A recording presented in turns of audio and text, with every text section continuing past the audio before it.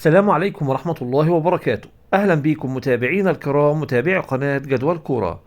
في هذا الفيديو جدول ترتيب البطولة التونسية بعد نتائج مباريات اليوم الأربعاء 25/12/2024. وفي البداية لا تنسى الاشتراك في القناة والإعجاب بالفيديو ليصلك كل جديد. انتهت منذ قليل مباراة الترجي والقوافل، والتي أسفرت عن فوز الترجي ب3 أهداف مقابل لا شيء.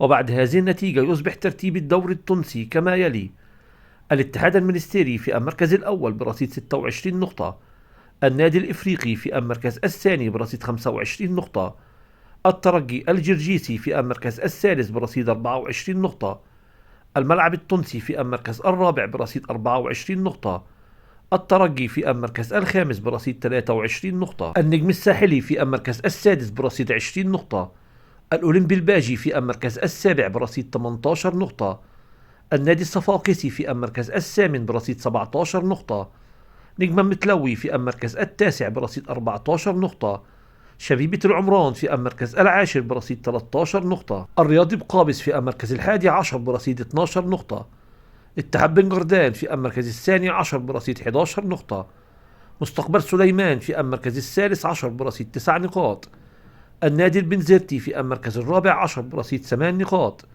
اتحاد تطاوين في المركز الخامس عشر برصيد 7 نقاط، القوافل في المركز السادس عشر برصيد 4 نقاط.